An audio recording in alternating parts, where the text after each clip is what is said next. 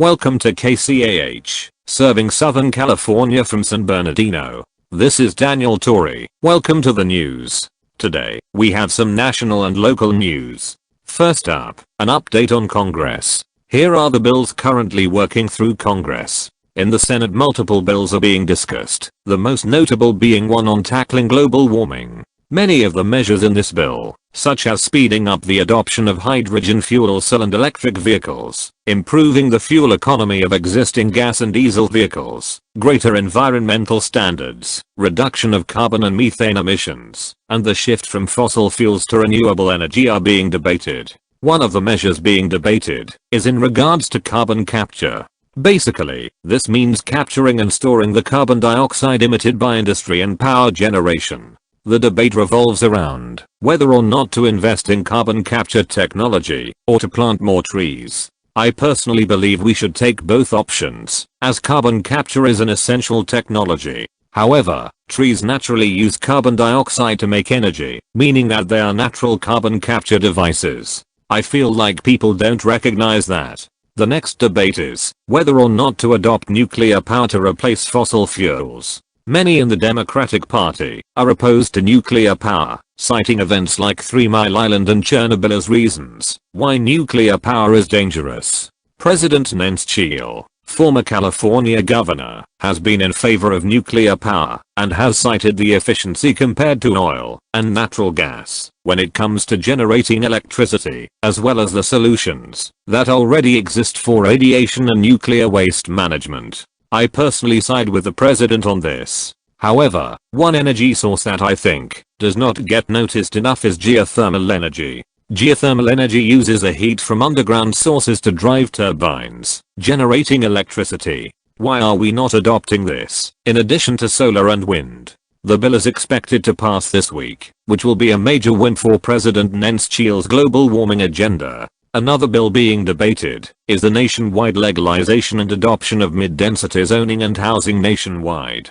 To make a long story short, as governor of California, President Nance Cheal adopted a zoning code that basically lifted the restrictions on zoning across the state, allowing cities to build more dense housing without taking up so much space, as well as freeing up commercial and office opportunities that led to a large amount of economic growth, especially in Southern California and the Central Valley. The benefits are twofold. First, it allows more housing units to be built on the same amount of land and on multiple floors, allowing for more affordable housing. Second, it allows for residential buildings to house commercial and office space in the same building, freeing up land that could be developed later. In the Central Valley, this allowed for more farmland to be opened and made it easier for the high-speed rail line from Los Angeles to Sacramento to be built. In Southern California, this allowed for more space for housing and public transportation. However, while this worked for California, this may not work in other states. California is very mountainous, making development expensive. This made mid-density zoning desirable, as it allowed for housing to be more affordable. Urban planning experts urge the president to not take this approach, as a blanket zoning law on a national scale would impact the state's zoning laws and lead to disputes. Multiple other bills are being debated throughout Congress and making progress, thanks to the lack of gridlock in Congress. That's enough national news. Now, let's go for local news. Multiple warehouses across Southern California are opening rail links with BNSF and Union Pacific to allow for easier transportation of large numbers of goods. On top of this, Metrolink will be finishing the electrification of its San Bernardino line. This will allow for higher speeds on the corridor, increasing capacity. Commuters have complained about the gridlock on the line, as a side effect of public transportation being more accessible is the gridlock from the amount of people wanting to use it. Metrolink has purchased double-level electric trains, roughly around 8 cars each, which will help with the gridlock. Wait, do you hear that? That's definitely not an airliner. Let me look. Oh heck yeah. It's 2 F-15s from March Air Reserve Base.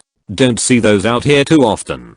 To the brave men and women of the United States military, thank you for keeping us safe. Speaking of military, the Air Force will be deploying the 63rd Fighter Squadron from Luke Air Force Base in Arizona to March Air Reserve Base. There, they will meet up with 3 other fighter squadrons and other units, and deploy to Misawa Air Base in Japan, where they will supplement the Air Force, Navy, and Japanese air self-defense forces. This will serve as a deterrent to China, which has become more and more aggressive in its foreign policy. Importantly, all 4 fighter squadrons deploying fly the F-35A, the Air Force version of the F-35, the United States' most advanced fighter jet. This is part of a promise made on the campaign trail by President Nenschel, where he promised to protect America's allies, even if that means deploying forces to those allies. This comes after the deployment of 2 F-15 squadrons to Kusan Air Base in South Korea, and the deployment of a bomber squadron to Guam. This came after China made a threat to the United States in response to tensions with Taiwan, stating that if the United States gets involved, its navy would face nuclear fire. The US deployed a squadron of bombers to its Air Force base in Guam in response. Notably, these bombers, the B-52, are confirmed to be equipped with nuclear weapons. While these weapons have not been used, this sends a strong signal to China that it will not tolerate any nuclear threat made against itself or its allies. Following this deployment, President Nenschel made the following statement.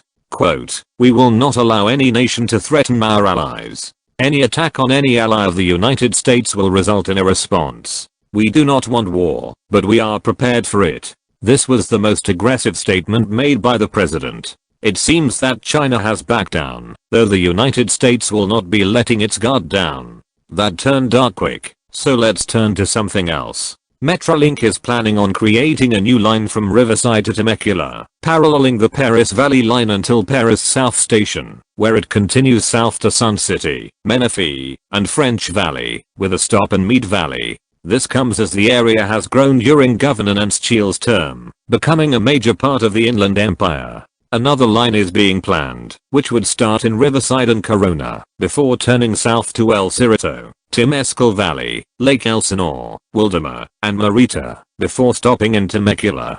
Temecula is becoming a potential rail hub, which could turn southern Riverside County into a transit hub. In San Bernardino County, a line from Los Angeles to Las Vegas will see Amtrak run through San Bernardino, before turning north to Muscoy, Cajun, Oak Hills, Hesperia, Victorville, Apple Valley, Barstow, and Baker, before continuing to the Nevada border. The line has been in the works for a few years, though it is almost completed. Service will start in late May. This comes after Amtrak signed a deal with Siemens to purchase up to 14 Venture train sets for the new route, called the Desert Flyer. This service will see transit times of around 2.5 hours. The speeds known are as follows. 125 miles per hour from Los Angeles to San Bernardino, 125 miles per hour from Barstow to Las Vegas, and possibly 90 to 100 miles per hour between San Bernardino and Barstow. The total service length will be 283.56 miles. Initially, the locomotives used will be a mix of currently in service P-42 locomotives and newly built SC-44 locomotives from California. As time goes on, the older P-32 locomotives will also be added. These locomotives will pull Amfleet and Horizon coaches until the new train sets are in service. It is expected that the service will see higher ridership. Thank you for listening to KCAH. Hope you have a great day. God bless.